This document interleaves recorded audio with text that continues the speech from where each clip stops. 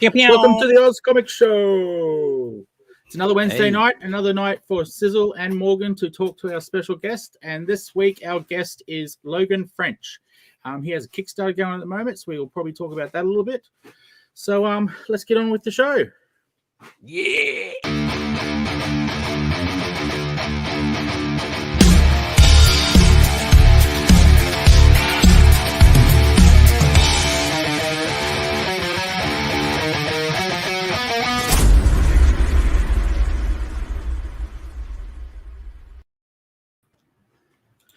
Hey, how are we? I'm well, tired, busy, but well. Tired, busy, and well. That's a good title for a memoir. Tired, busy, but well. Yes. Or if it's Sizzle and I, it's just there. The beard has gone. Yeah. in the picture at the front. Oh yes, yeah. I need to get a haircut too. When you buckle down and you start a project, you forget about that stuff. You just all forms of self-representation just disappear, and you just go about your business. Yeah. Well, you'd be busy as you've got a Kickstarter going at the moment. Yeah. Yes. Sorry? Yes. Sorry, we just jumped right. That's the first time we've done that, Sizzle. We haven't. It done is that the before. first time. You got the first one where we just jumped right in over each other and just completely muddled it all up. Apologies, Logan. Welcome. No, that's all right. You won't understand a word we say. Do you want to go, Sizzle, or do you want me to go? You go. All right. Well, we're on then. The show begins. So we're going to get to a Kickstarter that you're running at the moment, which is called Amphibia Noir. No, that's correct. Yes. I can read. All right. So we're going to get to that project. There are a couple of other earlier projects I wouldn't mind talking about because there's a really cool style that you've got and some really cool ideas that I wouldn't mind exploring. But why don't we start with what got you into illustration, drawing, comics, any of that sort of stuff? Like, what was your introduction to the world of arts and such? Okay. Well, for starters, growing up, my mum was an artist, or still is an artist. So naturally, I did steer towards it quite a lot. And I had two older brothers who were always bringing back comic books, and my mum, she was right on top of comic books. She also collected back when she was younger as well, so it was just a native progression for us to start reading and start looking at comic books.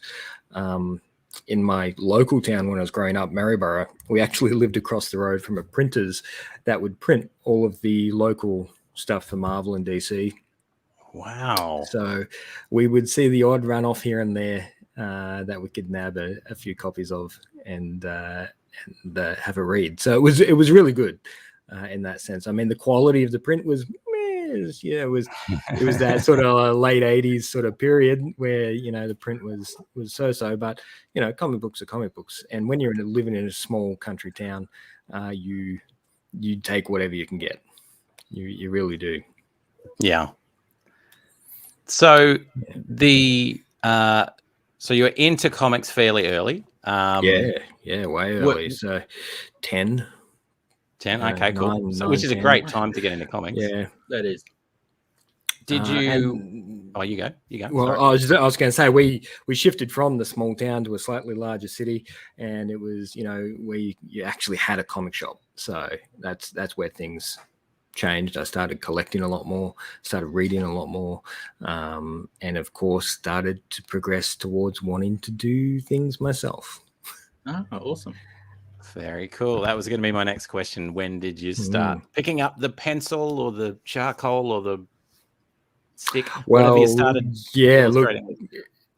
look, I would say I was pushed in that direction relatively heavily by most people around me, sort of that 9, 10, 11 age. I was definitely holding pencils and sketching landscapes and all that sort of stuff. Having someone to teach me at home was quite handy as well. So the whole progress was definitely sort of just pushing that direction. So technically classically trained in the sense of art. So, you know, I can pick up acrylics or oils or watercolors or inks. I can sculpt something for you. I can screen print. I can block print. I can do all sorts of things. So it's definitely just another avenue that I've explored. And some of my older stuff, I've explored the more tactile sort of environment a lot more than my current work, which is all digital. So okay. Yeah. Right. Okay. So the progression then from and by the way, I mean, if you are sculpting, what about this business? Anyway, we can talk about that later. So yeah, the progression then, or moving towards writing your own comics, illustrating your own comics, you know, sequential art, that whole sort of thing, has that just been part of the you know, as an artist, you want to explore something a bit different, or you want a product that you can kind of sell out there and get moving? What was the draw, or was it just more of a you know, love of the medium from when you were younger? What kind of drew you into comics? It was the exploration of telling a story. So as far as I'm concerned, comic books are the only medium where you can tell a story both visually and verbally at the same time, and make it as long as you want. Or as short as you want. There's no sort of requirement as to how you display it or how you word it or how you pace it. That is all up to you. It's the most versatile medium that's floating around, as far as I'm concerned, for conveying a story. And anybody in literature that wants to argue with me, they're more than welcome to do so, especially schools.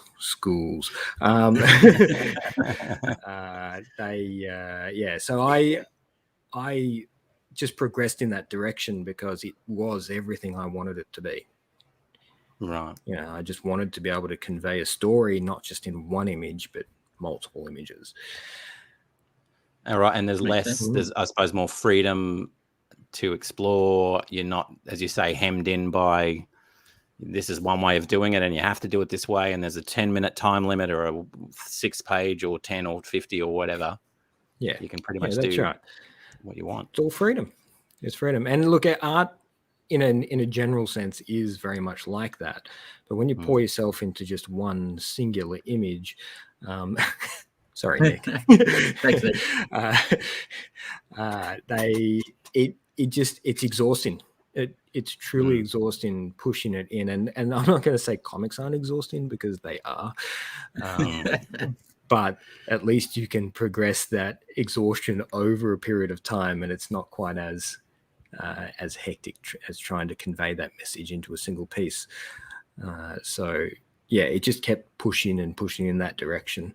And you know, once again, coming in from a small town, you don't have any options for comic book illustration. You don't have any options for you know, producing your own media in that sense, because it's just not there. The schools don't support it. The businesses don't support it. The people don't support it. It's quite the struggle to push in that direction. But I'm seeing more and more people my age sort of cropping up that have been, you know, wanting to do this for so long, and it's booming right now. It's really going well. Yeah. So, you know, it's a good time.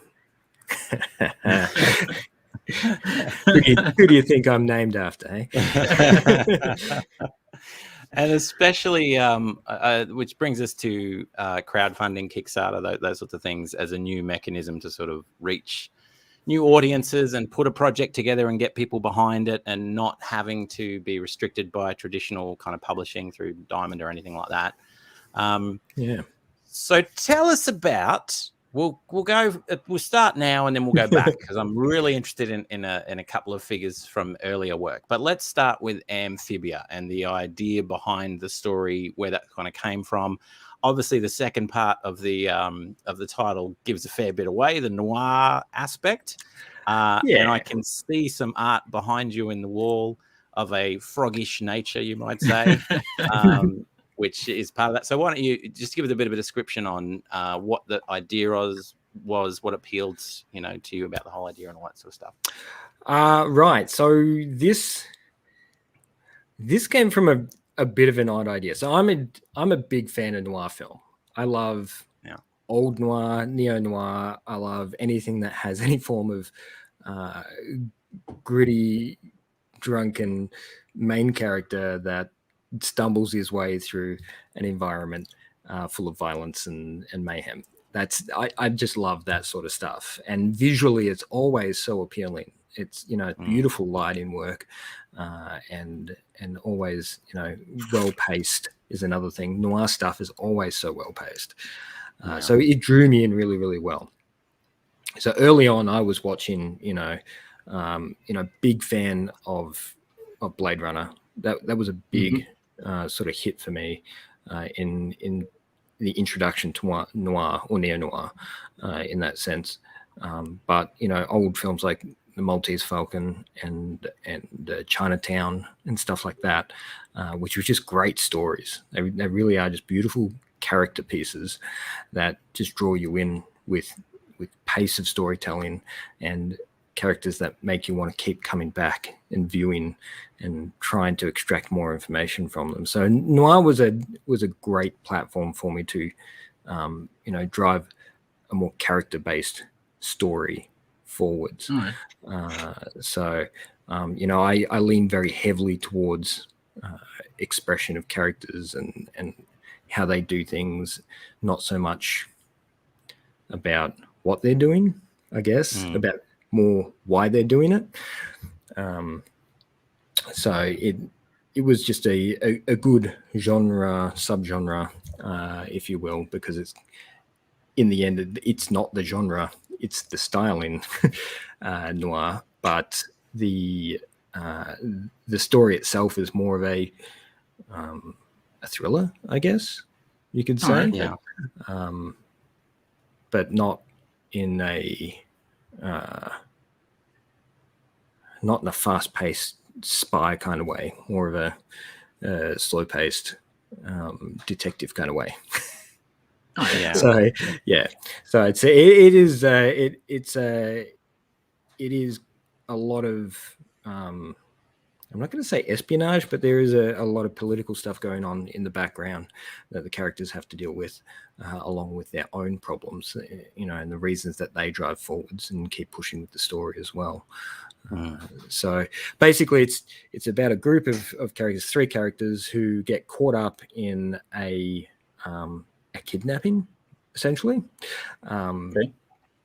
and they have to find a way out of it.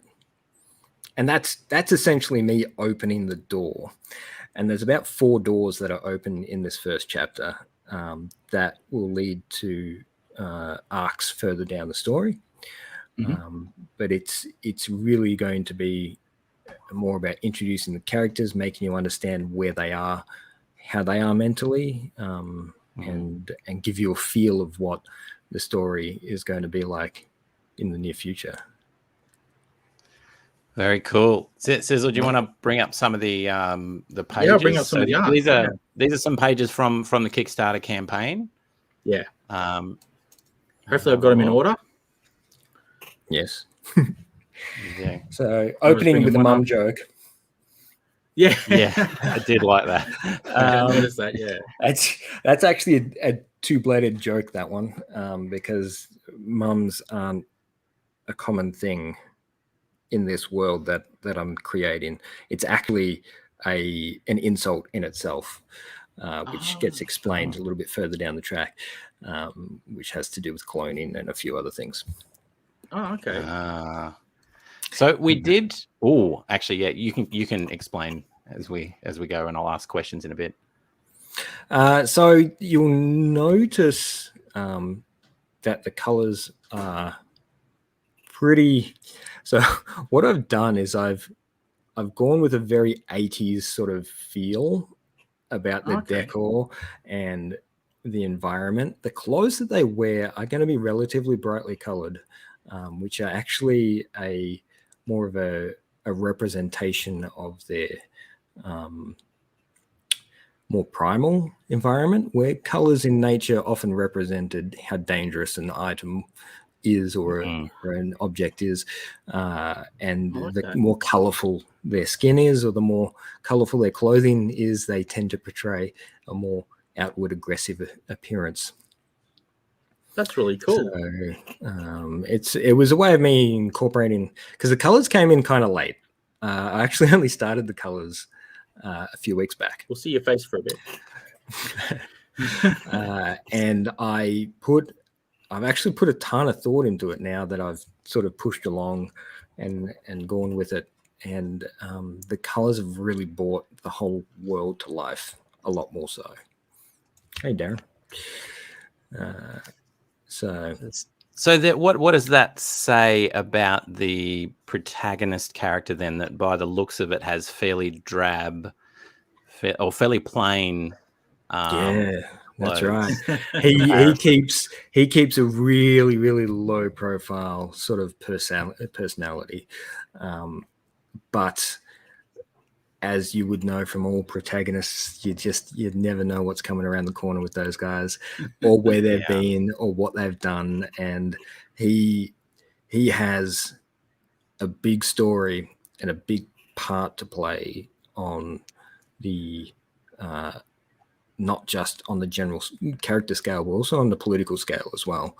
I can't say anything else about it because it gives away. This is the problem with the story. I can't talk too much about it, otherwise it gives away too much. But the fact is he dresses in that way for a particular reason, and one of them is to sort of throw people off, give them the wrong idea, make them think he is nothing, essentially. So he tries to keep it as quiet. His characters that he travels with, on the other hand, thanks, Darren, often brightly dressed. So the DM, which is the other character that he travels with, is always wearing something elaborate and colorful and really over the top. So they've been a lot of fun. Cool. So we're gonna do something new that Sizzle doesn't know about yet. It's a segment I like to call shameless promotion, because one of the hardest things as an artist and a creator and all that sort of stuff is the self-promotion. A lot of us find that very, very hard. Some of us not so much. So we're going to do it for you a little bit now. So both Sizzle and I, on the day that you sent through the link and we had a look, both backed it. And I think, Sizzle, did you get in just before I did? Or were you I think so, yeah. I'm not sure, but I got it. As soon as I got that notification that it was starting, I was in there. Yeah. It's an amazing looking campaign. The artwork is fantastic. I love the noir genre and the feel, and just something we started speaking about off air that we'll bring in now was this. Anyway, so getting back to the plug, get in, support it. It's fantastic. It looks amazing. Amphibian Noir. Get into Kickstarter and support the campaign. We both did. I haven't got a link directly to it, but if you go there, that'll take you to all the latest Kickstarters. And I believe Amphibian Noir is the third one across, if I remember correctly. So that makes it nice and easy to get to, because I haven't got a direct link. Sorry. That's no worries. So get in and support. It's amazing. One thing we set off air beforehand was this tendency, and there's a couple of gentlemen in the chat that are probably in the same boat. There's this tendency to do sort of noir or dark or gritty kind of stories, serious-esque kind of stories, but with characters that are animal or that don't have human face, or there's something.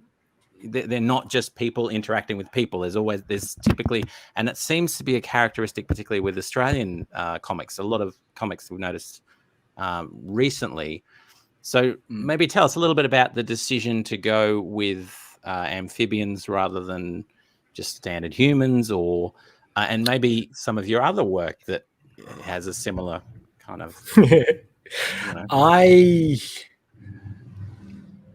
find people boring. Is that I'm sorry. No, just like in the visual aspect, we look at them all day. We see them on films. We see them in magazines and books, and we see people's faces everywhere.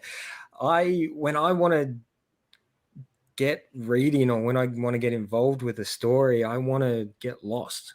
I don't want to be on this planet.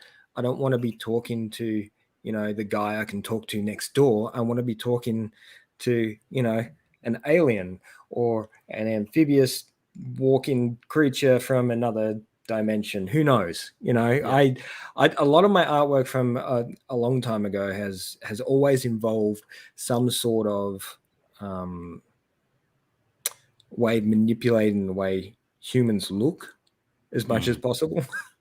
And this is, as a kid, you grow up, you watch Baba, you watch the Muppets, you watch so much content that isn't human, that it just surprises me that there isn't more anamorphic kind of environments floating around. And it doesn't surprise me so much that Australia is starting to sort of push that a lot more, because culturally we love animals.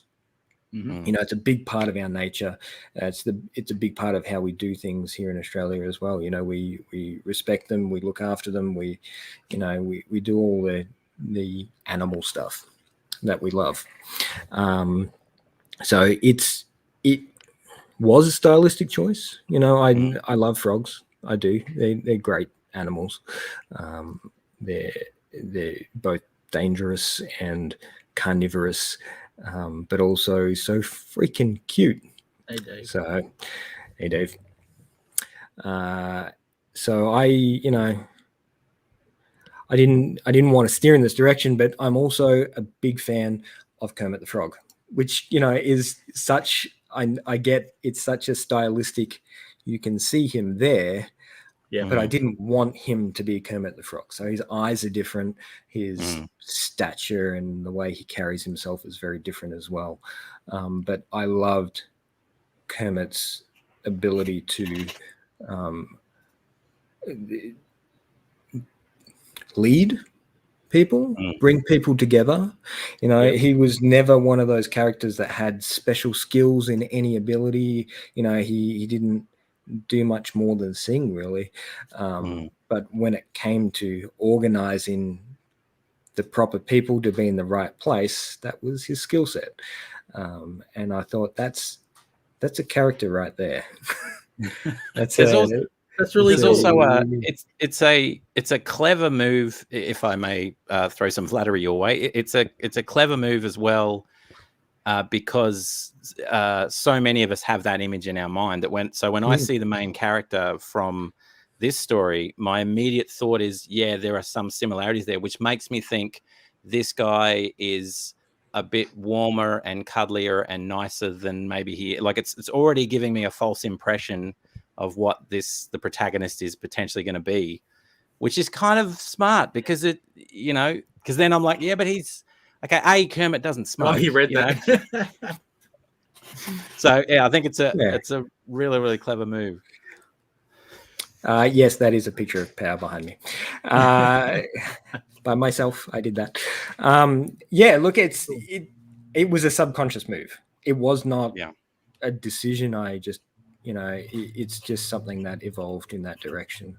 And the original 12-page comic that I did for Amphibian Noir was visually a lot darker as well. Okay. So the shadows were a lot heavier. It was a lot more Frank Miller-esque in its visuals. Okay. And answering Darren's question that he asked I'll bring that up earlier. Sorry, I was waiting for a spot. He's not wrong. I have done a lot of detailed work, and looking at these pieces behind me, they're quite heavily detailed as well. You're not wrong. Time frame does become an issue, but at the same time, I also wanted to create a visual style that was different. Most of my visual styles have been very influenced by other artists, and people would go, that looks a lot like this, or that looks like this. What I was going for here was something that people look at and go, not quite sure what that is. And it's this push between looking for that cartoon outline kind of environment, but with all the it's like they've done a Looney Tunes picture but left all the pencils in. They've there's dirtiness to it, there's grittiness to it, there's weight in certain lines, there's the way the simplicity is both easier to do and also a lot more difficult to do, because you see every mistake stand out from a mile away. It's also a lot better for action. Man, it is just so much easier to do for action. Yeah. A compliment there for Logan. Thank you for sloppy tunes. There is also, and you mentioned that the kind of 80s aesthetic, or the furnishings in the background and all that sort of stuff. There is that. So I'm still fairly new to comics, so I don't know what to call it, but that dotted papery kind of the halftone. Yeah. Hence Halftone Productions. Yeah, I'm getting it very slowly. Yeah, there's that kind of style, almost like you expect every second or third page to be slightly misprinted a little bit, or I don't know. It feels like it's that kind of. And I like that. I like that tactile. I like when colors are misaligned and they're not printed quite correctly. I like it when you can see something slightly off or not quite perfect. I love handmade. I really do. Yeah. I love it when things are done with hands, and when things come out perfect. I mean, they're also great, don't get me wrong, but there's something about that sense of tactile nature, that essence behind it that we're drawn to. Reso printing that they do for band posters and stuff like that, oh man, that stuff always gets me. So I don't know if you guys are familiar with Reso printing. Reso printing is like photocopying, but they use a screen printing technology inside.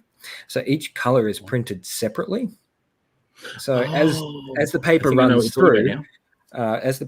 through, it gets printed by a screen print. So the color that comes through is really solid. It's really block solid, but it's just one color. So if you want to do multiple colors, you have to run the same bit through. So when you do that, they slightly misalign, or they slightly don't sit in the right spot. The colors overlap, and because the colors are slightly transparent, you get all these layers that happen through them as well. It's a beautiful, beautiful printing process, and not often enough used, mainly because of that imperfection, because of that slightly off center environment.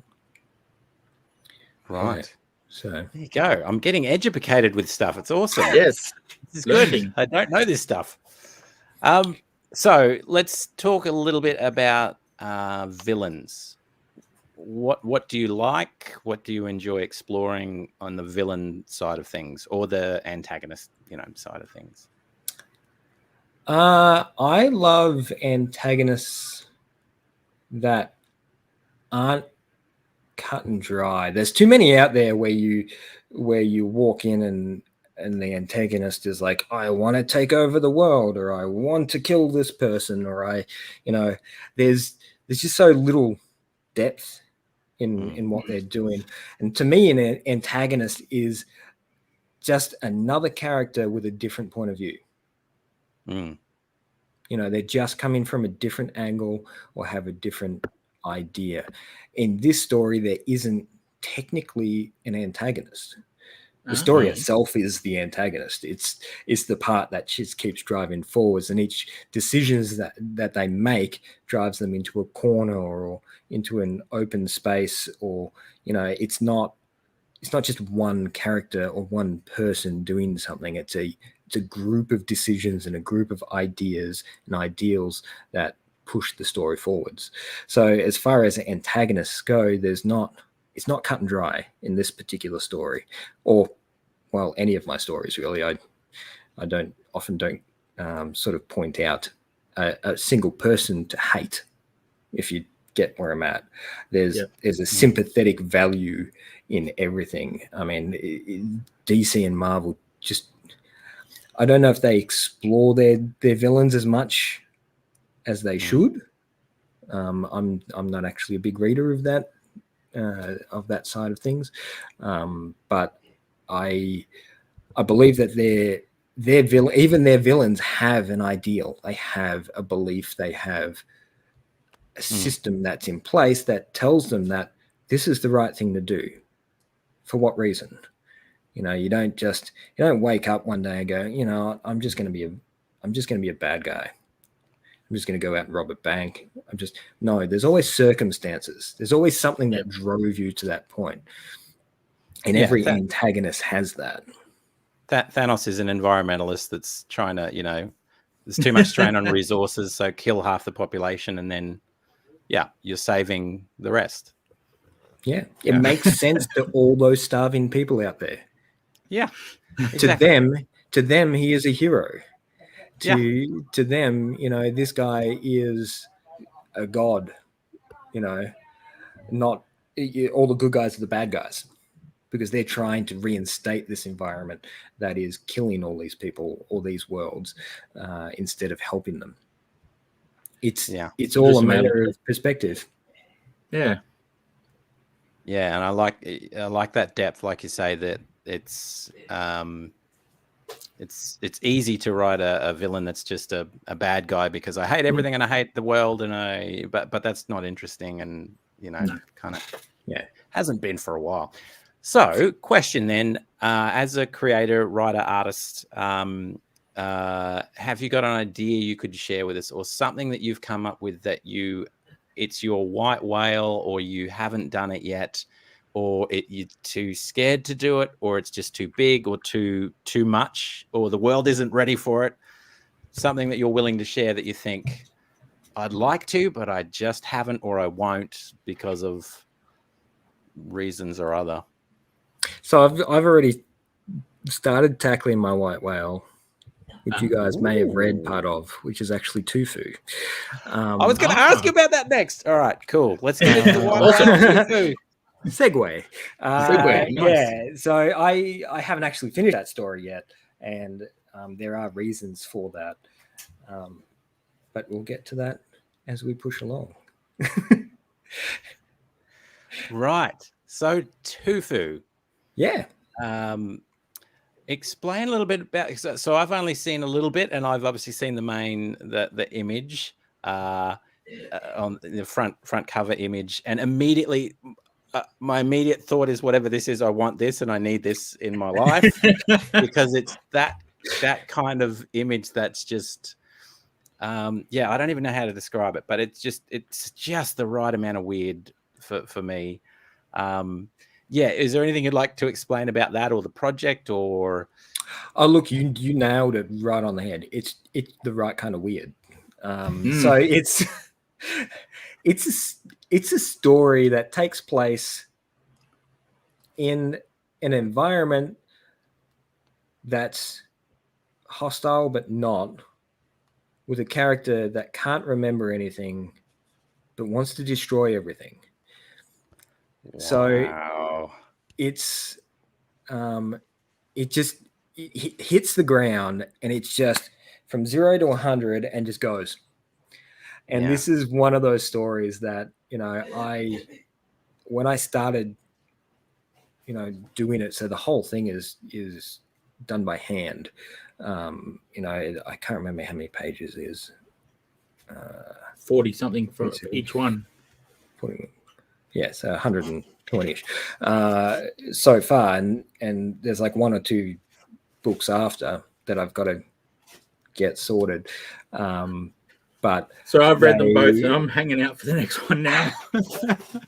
The third one's there. I can send that through to you, but it is a part of the Kickstarter as well. It's a part of the digital bundle. So you'll be able to read those 3 books on the digital bundle there. It was a real passion project. So when I started comic books,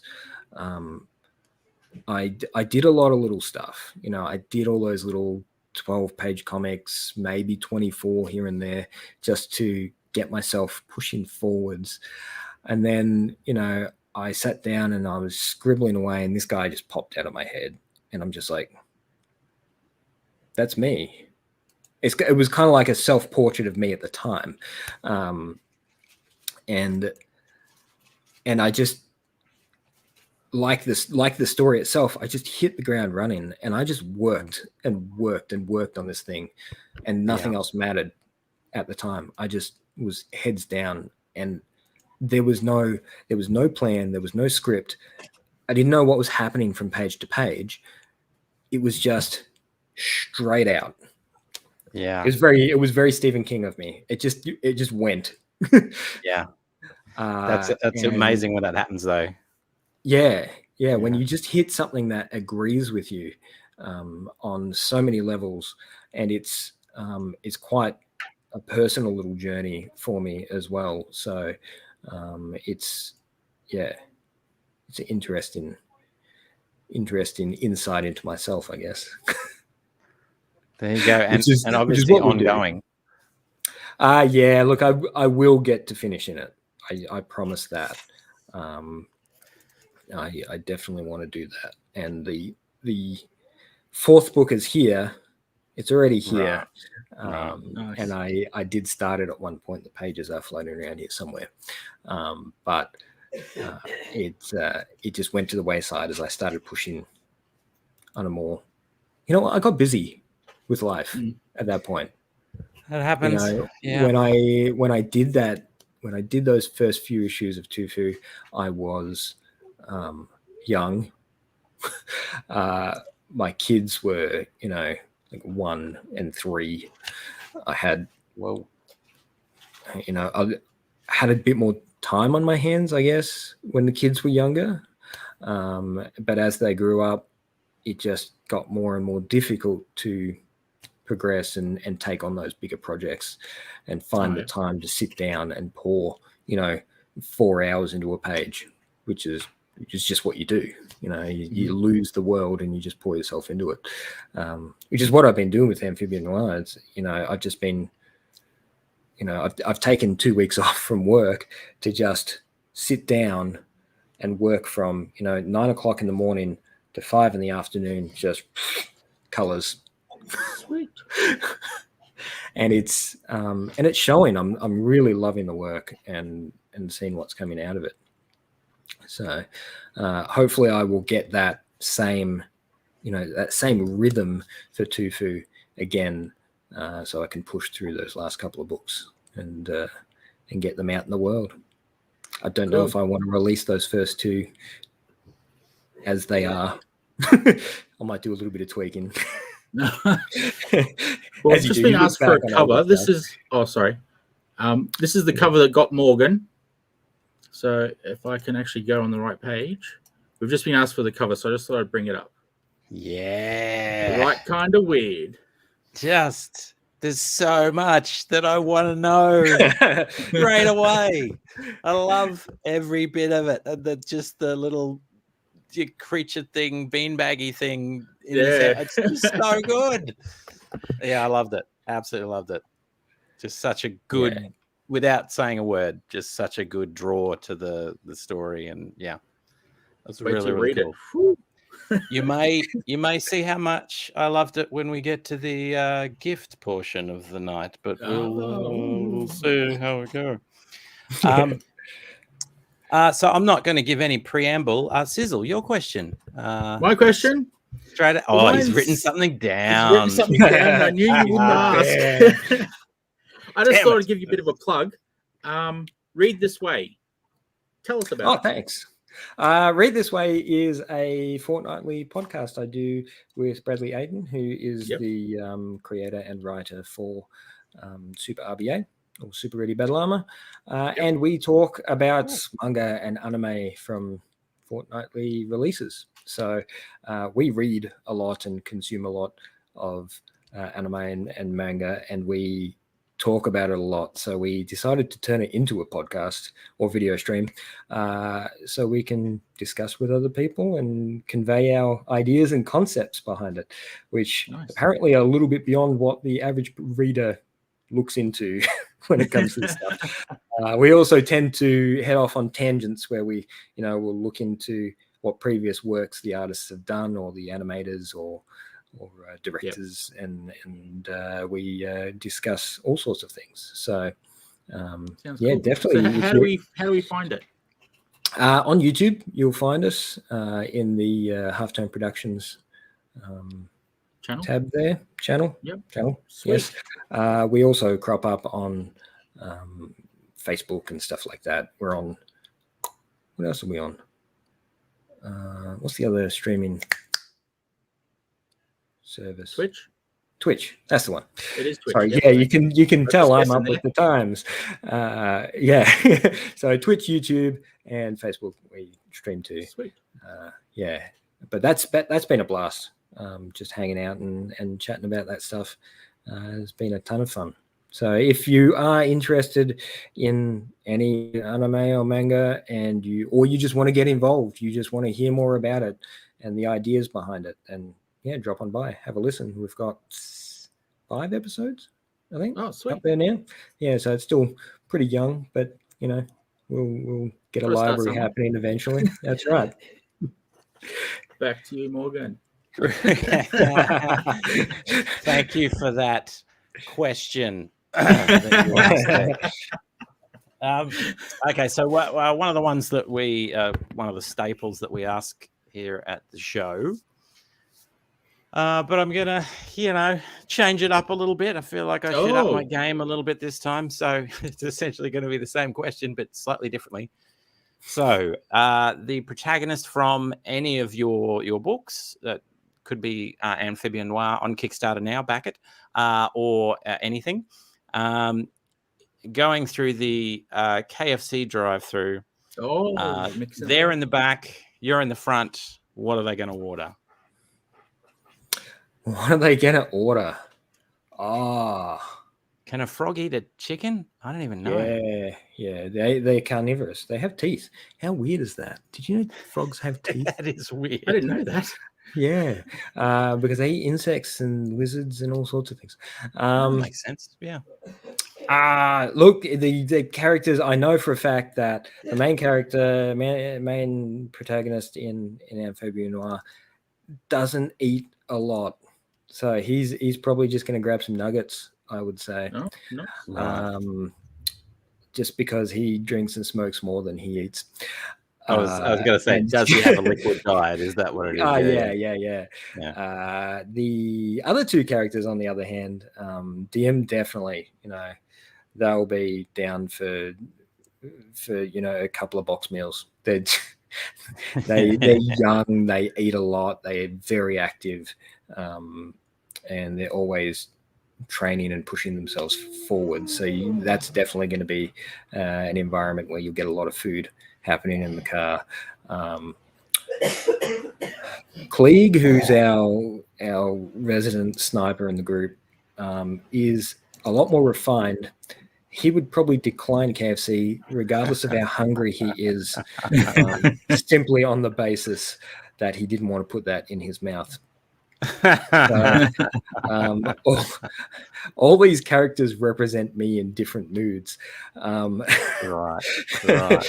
You could find me in that situation any given day, regardless of or considering where I'm at the point. But those 3 are quite different in personality, so they're going to order very different things. Mm-hmm. Now, if we shift across over to, say, Black Star Sentry, which is one we haven't talked about yet, Nice. our 2 main protagonists there would eat anything you throw at them. Generally, they're pretty crazy. They have as much a liquid diet as they do a food diet. But there's theirs tends to steer more towards desserts, and since KFC doesn't have a lot of desserts there, it's probably not going to be their first choice. No, because gravy's not a dessert, is it? I suppose it depends how you do it, but yeah, not really. All right, there we go. Very good, very, very good. There's the KFC. I thought it might throw you, but the KFC didn't throw you at all. That's good. No, all right. no. Yeah, it's really weird. So I earlier, so when I was younger, I read quite a bit of Conan books. You know, your old paperback novels and stuff like that, and became quite obsessed with the author and his process, which I don't know if you guys are familiar with, No. but he may have been slightly schizophrenic. And how he wrote his stories was in his woodshed around a fire, talking to Conan as Conan gave him the stories. Wow. Interesting. So his stories were rewritten from a character that he produced, but that character was in front of him. And I took this to heart. You know, I thought, why wouldn't you write a character like this? Yeah. Why wouldn't you try and understand who they are? So now when I write characters, I will start the story with, this is the circumstance. So, you know, this first issue, you dropped in the middle of something. Something's happening right there. And it's all about what decisions they make and how they make them is what pushes the story forwards. So when I started writing it, I didn't know what the end was. Hey, Peter. I didn't know what the end was. I was waiting for the characters to tell me what the end was. Yeah. Oh, cool. Yeah. Which sounds a little bit crazy, but it's how I work. I think about, you know, having a conversation with these characters and understanding them, or seeing what they would say or how they would say it, how much they would say versus what they know, and all sorts of other things. So as I push the story forwards, it, like I said, it becomes a character piece. It becomes a view from their perspective that they personally pick, not that I write.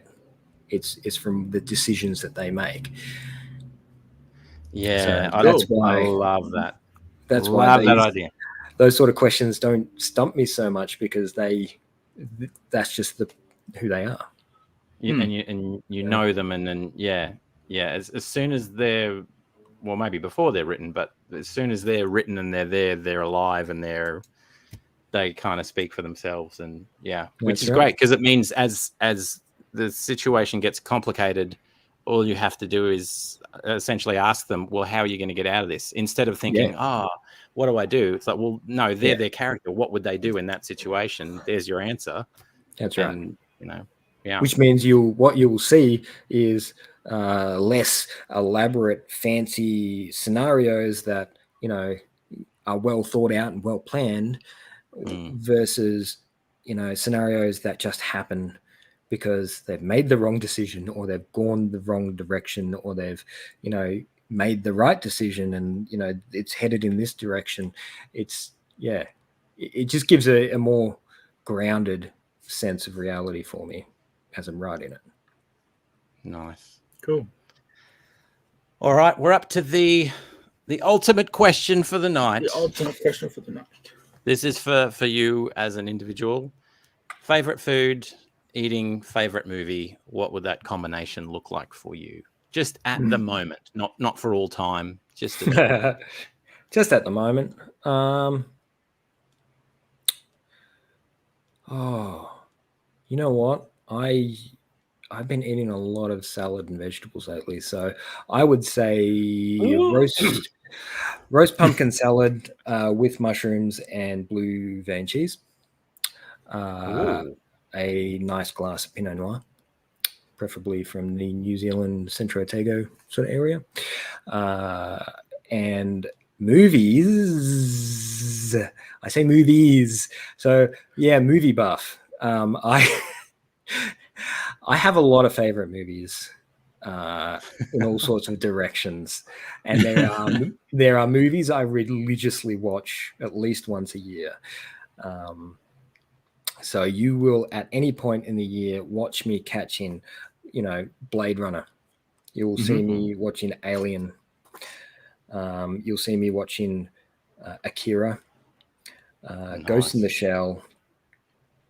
You'll see me watching. Now that you got me on the spot, History of Violence. I've got like this collection, this little set of collection of DVDs and Blu-rays that when I look at Netflix or something like that, I'm just like, don't feel like any of this. I'll go back to that section and I'll just shut my eyes and pull one out because I'm guaranteed to enjoy it regardless of the environment. And I'm real picky when it comes to not just story and characters, but the way the light's working in the film, or the way the colors are laid out, or the way the camera's moving, or the lens they chose, or the way they cut the film together. Editing is such a big part of that, and and it's such a similar process to comic book making. I often associate the two together because they're very similar in nature, and this is why comic books and films transcribe so well. The way you can take almost as a panel by panel comic books and you can convert them to film without a hitch, because they're designed that way. They're designed to deliver a sentence of dialogue in a cut scene, and that just works. That's they transfer really well. So that's why I love those two mediums so much. And so when you say pick a favorite movie, I can't. I'm sorry. I thought you were going to go Muppets Christmas Carol, but that's okay. That's all right. Because did you see the lighting in that? That was top shelf. Fantastic. The top tier production, that one. Top tier. Very good. Well, thank you very much, Logan. That was amazing. We got into some really cool deep water there, which is great. We are now up to the gifting portion where we give back. Oh, to gifting! You. I forgot about the gift. I didn't bring a gift. That's okay. It's from us to you. It's from us to you. Yes. So, have you got them ready, Sizzle? Or I've got them ready. I've got them ready. You got them ready. Okay, cool. Who should I go first? We'll go you first, because I me first. Okay, you can go first. Yeah. I'm just going to say right up. Did you cheat again? Did you get someone No, I else? didn't cheat. I didn't cheat. I did it I did it this time. But what I did was, the boss, as I saw he was called on the Kickstarter, he just reminded me of Kermit too much, so I couldn't help myself. Oh no. The Rainbow Connection. Very cool. And that's meant to be a band-aid on his face, but it doesn't show up very well. It looks like a grub, but that's all right. It does, doesn't it? It looks like a grub. Right. Oh well. There's a lot of references to mealworms and grubs. There you go. It's almost like you could kind of see the fingers go up to like a finger puppet kind of thing with the like. That's what it's meant to be doing. There you go. Awesome. Nice one, Sizzle. Good work. And then we've got Morgan's. I just couldn't go past your food. I loved it so much. It doesn't do it justice, but I loved it so much. So cool. Looks great, man. Hands are tricky. Tofu. Yeah. Lovely. I always find that hands are best if over-exaggerated. Okay. Cool. I have to remember that. You can do realistic hands, but they're just no fun. Yeah. So a lot of the times you'll see my hands in some kind of crazy expression. They're never just like that. They're always doing something or in some way. So they once you nut down the basics for them, they're you get used to them. Says the what artist that's been doing this for 30 odd years. Yeah, about that. Cool. All right. Well, thank you again. much, This has been amazing fun. Great to dig into some stuff. Just a reminder to everyone, get in Amphibian Noir, get in and support it. Amazing looking campaign. Great Australian stuff there to get into. So find it, support it. Yep. It's right there at the top. It's right at the top of the latest Australian Kickstarters. That's where that link takes you. Yeah. Or just get in and search, find it, back it. Amazing. Cool. Thank you very much, sir. Thank you for having me on to chat. Absolute pleasure. Absolute pleasure. All right. Oh, Zach's looking at it now. Support it, Zach. Support it. Yay. Cool. So I guess it's the next section of the show, which I'm not ready for. Yeah, there we go. So many pictures there to go through. Seamless. Thank you very much, Logan. You have a great night. And you too. It's now for the next section of the show where we are meant to review a book, or at least talk about something. But we don't always have to do that. We don't always have to do that. Of course, we're not restricted by that nonsense. No, we can open a box. Do whatever. That's what I did once and nearly cut myself. Yeah. Cool. See you, Logan. Have a good one. Cheers, Logan. Thanks, dude. All right. Go team.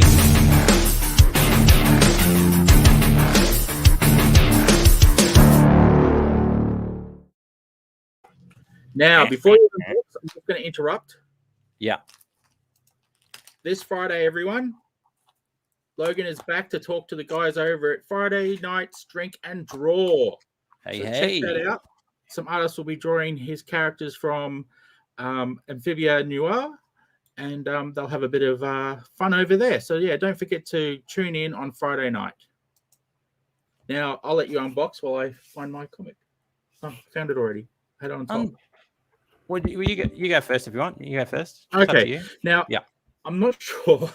I remember talking about this to someone, and I don't remember if it was on the show or to someone else. So if I am repeating a book, I apologize. I did read it again today. These are from, hang on, I'll boost myself up. Oh, Bad Harvey. Yeah. I think I talked about the other Bad Harvey that I got a week or so ago. And this is the other one that I got at the same time. Another double feature. It's a comedy, yes? For kids? No comedy. It's another horror. Yeah. It's great. The first one is about giant taipans. I think it's taipans. Oh. Yeah, taipans. And it has a great ending because it's not happy. No, it's just no one gets out. No one gets out. And which is a lot of fun. And then the other one's about a hunting trip that goes wrong. And a bit of a strange creature is created from that mistake. And it doesn't end very happy for everyone involved. That's the whole story. And it's great. It's great art. I always forget who the artist is. Adrian Dorman. And the inking is Chris Wood. Awesome art. I think they're the two artists from the last book I reviewed. And it's written again by Aaron Harvey. So, great. Just like the other one. So pick up both if you're over at Bad Harvey. Awesome books, awesome stories, great fun. Very good. Bad Harvey, some genius put you onto that. I can't remember who it was. Some absolute legend. Speaking of legends, I got something in the post delivered to me. I wonder what it is. I do not know, but we shall see. And behold. Na. Ooh, nice. So you got the Rob and the Duncan. Nice. Look at that. Just arrived with notes and gifts and cards and stuff. And there's in the back there's postcards. Yeah. I'm just going to go the noir one first. Oh, packed tight like a drum. Here you go. Look at some of that business. Ooh, this is really hard to do to camera. Yes. Anyway, so that one there. Mm-hmm. And then the color one. So yeah, I read nothing this week. Well, I didn't. I'm running my own campaign, so lay off me, bro. It's a lot of work doing this Kickstarter stuff. Oh, hello, giraffes and such. Nice. Oh, which way am I going? This way. Yeah. Oh, that's so cool. So cool, Mr. Federico. Okay, cool. So they're the last presents, and then there's the current presents, which is still on. Sorry, I've gone fuzzy, so I'm going to do that. Stop, and then it's gonna. I'll zoom out so you can't tell you're so fuzzy. I'm still fuzzy. Yeah, so that's presents. Volume 3 of presents is available now on Kickstarter, and if I was a bit quicker, I would be able to put the link up for that. I'm just going to have a look and see where we're at with that one. All right, so we're what? 70%? I don't know what that percentage is. So we need a few more backers to get that one over the line. Yep. For number 3. We got 351 to go. Dollars, that is. So come on, peeps. We want to make these books a reality. Yeah, cool. So awesome stuff. Can't wait to read them. Haven't read any of them yet. So I'm looking forward to reading those puppies. And looking forward to 3 when that comes out. And then 4 and 5 and the 700 that are going to come after that. Yep. Boom. Hell yeah. I will also, again, as is my custom, shameless plug for the Shadow's Daughter campaign that I'm running at the moment. Any Aussie that backs it gets a free comic that hasn't been released yet. It's called The Blood Below, and it is one of my faves. Well, it is my fave. And it's awesome. I'm also running a competition. So anyone that backs the campaign for any amount, so $2, $1, whatever, or any of the tiers, you have the chance to win your own theme tune. So I'm going to be drawing that on Friday, this Friday, I think. So you've got a few days to get in if you want. You got the chance to win your own theme song, any sort of genre you want, and I will put it together for you. You can use it for whatever you want. You can use it to sell stuff, dance to, I don't know. But for anyone who's interested, get in there and you might get your own theme song to go nanu to all your friends with.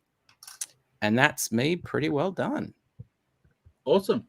For today. I guess that's us done. Thank you everyone for joining us. And have a great night. See you next Wednesday. Same Oz Comic Show time, same comic show. Oh, damn it. I can never get this right. I did it right last week, damn it. Almost had it. You did. We'll just go on last week. See you this time next week. Same YouTube channel or Facebook page. Same place, same time. Same place, same time. Yes. That'll do. I'll just do that from now on. Same place, same time. That's it. That's all. Yeah, that's all they need. Don't make it complicated. Catches. Thanks, Morgan. Thanks, dude. See you guys.